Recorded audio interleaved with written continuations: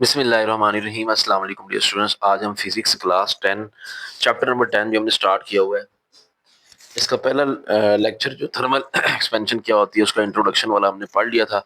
आज हमने इसका नेक्स्ट टॉपिक पढ़ना है thermal expansion in solids. Thermal expansion in solid ये एक लॉन्ग क्वेश्चन है, इसलिए मैंने आपके लिए इसके स्पेशल रिटन नोट्स तैयार किए हैं। इन नोट्स को देखते हुए आपको आइडिया हो जाएगा कि हमने इस पेपर में लॉन्ग को अटेम्प्ट कैसे करना है। पहले मैं आपको उसका कंसेप्ट भी दूंगा, समझाऊंगा भी सही, फिर उसके बाद आपके साथ ये रिटन नोट्स भी शेयर करूंगा भी आपने इसको लिखना कैसे है ताकि आपको पेपर में पूरे 5 नंबर मिल सकें। 4 नंबर का लॉन्ग आता है, 4 नंबर पूरे मिल सके। तो उस वीडियो को हम स्टार्ट करते हैं अब।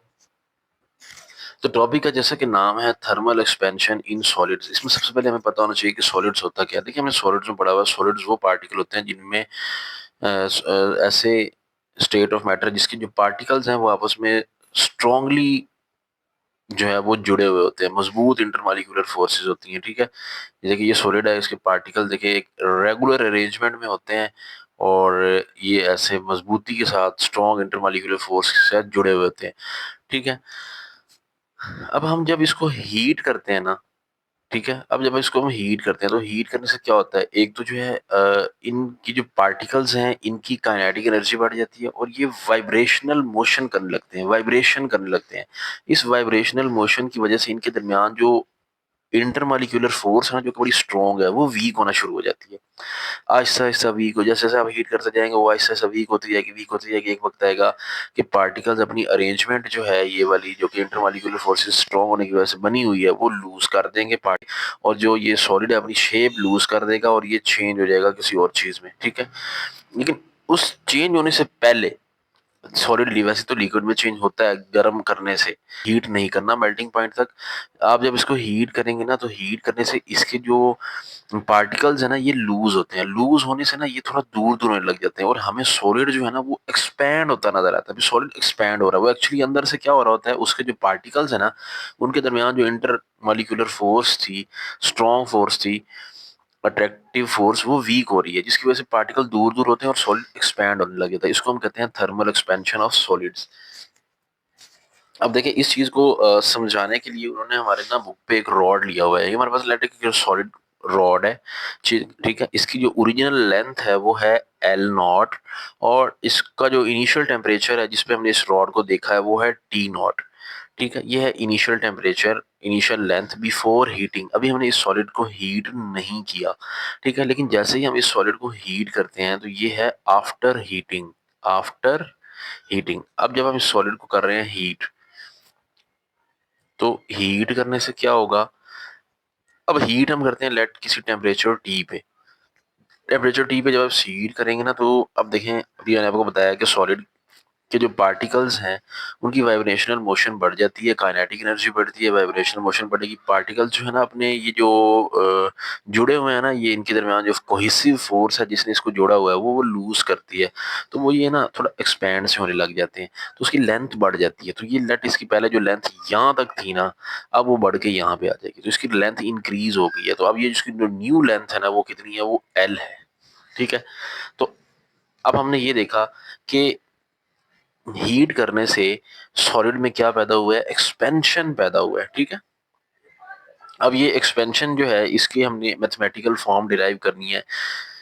तो अब ये इसमें देखें कि लेंथ जो है हीट करने से क्या हुई है, चेंज हुई है। ओरिजिनल लेंथ थी L0, और जो हीट करने के बाद न्यू लेंथ बनी है वो है L।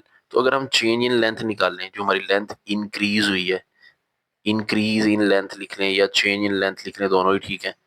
इंक्रीज इन लेंथ, अब लेंथ हुई है चेंज, तो चेंज को हमेशा ना डेल्टा से रिप्रेजेंट करते हैं। तो del L is equal to, वो कैसे होता है, final minus initial, final length minus initial length.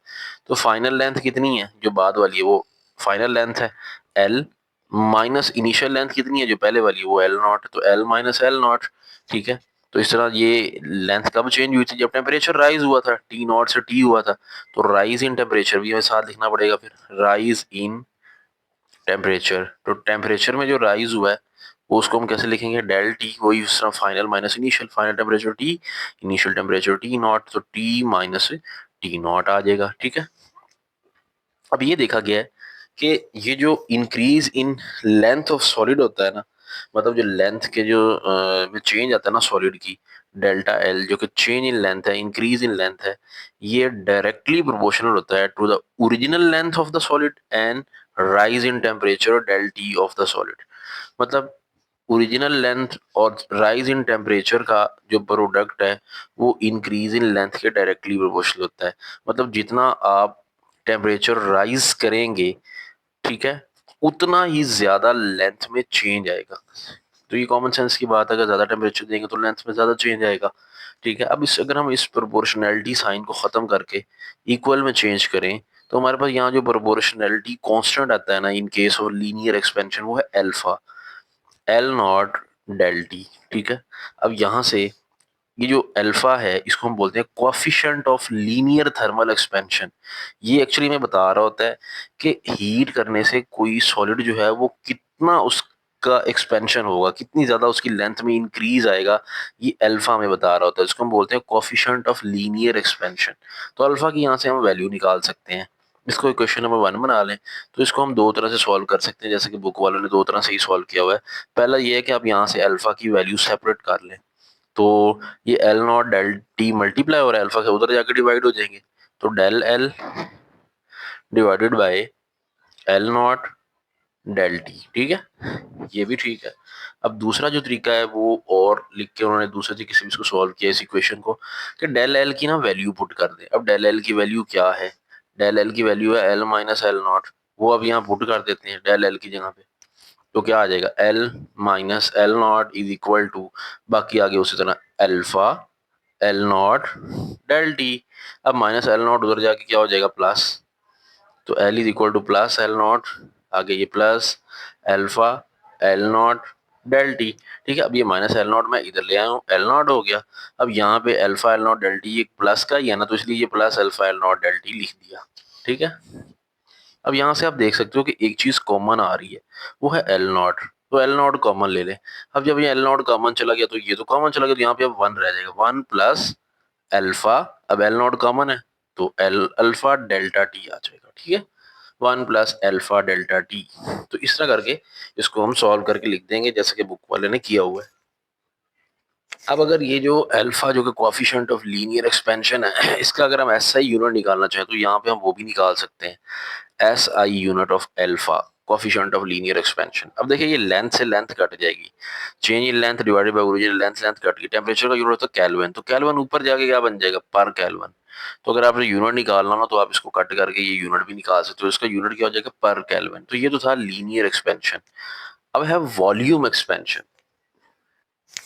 तो जैसा कि सॉलिड की लेंथ में चेंज आता है, इसी तरह जब हम किसी सॉलिड को हीट करते हैं उसका वॉल्यूम में भी इंक्रीज आता है, तो इसको हम फिर बोलते हैं वॉल्यूम थर्मल एक्सपेंशन। अगर लेंथ इंक्रीज हुई है हीट करने से तो उसको बोलते हैं लीनियर थर्मल एक्सपेंशन, लेकिन अगर वॉल्यूम में इंक्रीज आया तो उसको हम बोलेंगे वॉल्यूम थर्मल एक्सपेंशन। तो इसके लिए हम क्या कंसीडर करते हैं, लेट हमारे पास ना कोई एक सॉलिड है, ठीक है, लेट एक कोई सॉलिड है हमारे पास, उसका जो इनिशियल वॉल्यूम है, इनिशियल वॉल्यूम वो इसका है वी नॉट, इससे उसका जो इनिशियल टेम्परेचर है जिसके ऊपर ये वॉल्यूम है वो है टी नॉट। ठीक है, फिर हम उस सॉलिड को क्या करते हैं, हीट हीट कर देते हैं। ठीक है, आफ्टर हीटिंग तो जारी बात है, अभी हमने पढ़ा है कि हीट करने से एक्सपेंशन होनी है, वॉल्यूम बढ़ेगा, तो फिर उसका जो न्यू वॉल्यूम आ जाएगा ना,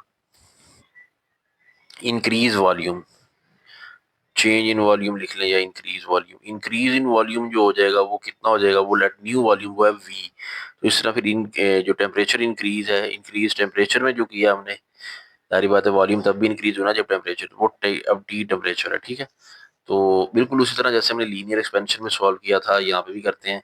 अब हम चेंज इन वॉल्यूम लिखते हैं, इंक्रीज या चेंज इन वॉल्यूम एक ही बात है। चेंज इन वॉल्यूम वो हम कैसे लिखेंगे, चेंज है तो डेल्टा से लिखेंगे, delta V final minus initial, तो final volume minus initial volume, तो फाइनल वॉल्यूम वी है, इनिशियल वॉल्यूम वी नॉट था, तो वी माइनस वी नॉट। इस तरह राइज इन टेम्परेचर या change in temperature, rise in temperature, तो वो डेल्टा टी वो कितना हो जाएगा, final minus initial, final T initial T nought, तो टी माइनस टी नॉट। ठीक है, अब ये देखा गया है कि ये जो वॉल्यूम में इंक्रीज होता है ना सॉलिड का, डेल्टा वी जो कि change in volume of a solid on heating, ये डायरेक्टली प्रोपोर्शनल होता है to initial volume and rise in temperature. ठीक है, बिल्कुल इस तरह जैसे कि हमने लीनियर एक्सपेंशन में लिखा था। तो अब प्रोपोर्शनलिटी साइन को खत्म करके जब हम इक्वल में चेंज करते हैं तो यहाँ हमारे पास कॉफिशिएंट ऑफ वॉल्यूम एक्सपेंशन आएगा। Coefficient of linear expansion alpha था, तो coefficient of volume expansion beta है, तो beta V naught del T. अब यहाँ से हम बीटा को सेपरेट कर लेंगे, तो हमारे पास बीटा आ जाएगा डेल वी। अब ये V naught del T beta के साथ उधर जाके डिवाइड हो जाएंगे, तो वी नॉट डेल टी इधर आके डिवाइड। ठीक है, तो ये हमारी इक्वेशन 1 बन जाएगी। अब यहाँ से दूसरे तरीके से भी हम सॉल्व कर सकते हैं, जैसे कि बुक वाले ने किया कि डेल वी की वैल्यू पुट कर दें। डेल वी की वैल्यू क्या है, ये वी माइनस वी नॉट। तो डेल वी की जगह इक्वेशन 1 में वी माइनस वी नॉट लिख लें, वी माइनस वी नॉट आगे is equal to beta V naught del T. अब नेक्स्ट स्टेप में आपने करना ये है, माइनस वी नॉट उठा के इधर ले जाए, v is equal to plus V naught हो जाएगा। ठीक है, और आगे ये प्लस का beta V naught del T ऐसे लिखना है, प्लस का beta V naught del T. अब आपने यहाँ पे ना वी नॉट ले लेना है कॉमन, तो वी नॉट कॉमन ले लिया तो अंदर क्या रह जाएगा, ये कॉमन चला गया तो यहाँ 1 plus beta, V naught common है तो बीटा डेल टी आ जाएगा। ठीक है, v is equal to V naught into 1 plus beta del T. तो अब बीटा का भी हम यहाँ से यूनिट निकाल सकते हैं, तो बीटा का भी वही यूनिट होगा जो कि अल्फा था का था। कैसे, यहाँ पे change in volume original volume volume cut जाएंगे, टेम्परेचर का यूनिट केल्विन होता है, तो इसका यूनिट भी आ जाएगा वही ऊपर जाके पर केल्विन। तो अल्फा जो है वो कोफिशिएंट ऑफ लीनियर एक्सपेंशन है, बीटा को हम कहते हैं कोफिशिएंट ऑफ वॉल्यूम एक्सपेंशन। अगर हम इनका रिलेशन देखें, coefficient of linear expansion and coefficient of volume expansion, इनका आपस में क्या रिलेशन है, तो इसका जो रिलेशन बनता है ना वो बनता है alpha is equal to 3 time beta. ठीक है, सॉरी मैंने उल्टा लिख दिया, beta is equal to 3 alpha, beta is equal to 3 alpha. मतलब अगर हम लीनियर एक्सपेंशन को 3 से मल्टीप्लाई कराएं तब जाके हमारे पास वॉल्यूम एक्सपेंशन बनती है। उसकी रीजन क्या है, उसकी रीजन देखें, बीटा जो है ना ये वॉल्यूम एक्सपेंशन है। ठीक है, बीटा क्या है, वॉल्यूम एक्सपेंशन, और वॉल्यूम का यूनिट होता है मीटर क्यूब। ठीक है, और ये जो अल्फा है ना, अल्फा ये है लेंथ में एक्सपेंशन, लेंथ का इंक्रीज होना। और लेंथ को अगर हम 3 बार मल्टीप्लाई कराएं ना, length multiply by length multiply by length, तो तब जाके ये वॉल्यूम बनता है। ठीक है, तो तब जाके ये मीटर क्यूब बनेगा। तो इसलिए तो जो ये वॉल्यूम एक्सपेंशन का कोफिशिएंट है, ये लीनियर एक्सपेंशन कोफिशिएंट से 3 गुना बड़ा है। तो ये एमसीक्यू में चीज आ सकती है, beta is equal to 3 alpha. तो पेपर में आपने इस लॉन्ग को क्वेश्चन को कैसे लिखना है, इस चैप्टर का पहला लॉन्ग क्वेश्चन है। तो लीनियर एक्सपेंशन की सबसे पहले डेफिनेशन लिखेंगे खूबसूरत करके मार्कर से, जैसे कि यहाँ लिखी गई है। फिर उसकी थोड़ी एक्सप्लेनेशन हमने करनी है लीनियर एक्सपेंशन की। ठीक है, कि हमारे पास एक मेटल रॉड है जिसकी इनिशियल लेंथ एल नॉट है, इनिशियल टेम्परेचर टी नॉट है। फिर हम उसको हीट करते हैं मेटल रॉड को, तो हीट करने से उसकी लेंथ चेंज हो जाती है, एल हो जाती है, और जो टेम्परेचर होता है हीट करने वाला वो टेम्परेचर डेट कोई टी है। तो नीचे डायग्राम बना देंगे जैसे कि बुक पे बनी हुई है, और फिर इंक्रीज इन लेंथ लिखेंगे, L minus L not, temperature में इंक्रीज लिखेंगे टी माइनस टी नॉट। फिर हम लिखेंगे कि ये देखा गया कि जो चेंज इन लेंथ है सॉलिड की वो डायरेक्टली प्रोपोर्शनल होती है ओरिजिनल लेंथ और चेंज इन टेम्परेचर की। ये सारी ऑलरेडी चीज़ें मैं एक्सप्लेन कर चुका हूँ, यहाँ से आप देख के अपनी कॉपी में लिखें इसी तरह और इसको याद करें। ये सारी डेरिवेशन जो है उस तरह की हुई है जैसे मैंने आपको कराई है। ठीक है जी, ये आपने कर लेना है। यहाँ तक हमारा लीनियर एक्सपेंशन कंप्लीट हो गया। इस तरह वॉल्यूम एक्सपेंशन है, तो वॉल्यूम एक्सपेंशन में सबसे पहले उसकी डेफिनेशन लिखेंगे, फिर एक्सप्लेनेशन की हेडिंग लगाएंगे, और ये इसको ऐसे ही सॉल्व कर लेंगे जैसे कि हमने लीनियर वाले को किया।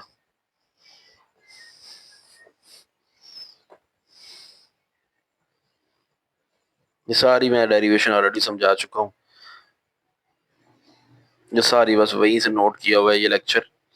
इस तरह आपने लिखना है जैसे कि यहाँ पे लिखा हुआ है, इस तरह करने से आपको पूरे नंबर मिलेंगे। ये होता है पेपर प्रेजेंटेशन का एक तरीका। इस तरह आपकी पेपर प्रेजेंटेशन की भी आपको साथ साथ समझ आ जाएगी। मैं जितने भी लॉन्ग क्वेश्चन आएंगे जो कि इंपॉर्टेंट होंगे, मैथमेटिकल होंगे, उनके मैं रिटर्न नोट्स इस तरह बना के आपको पढ़ाया करूंगा।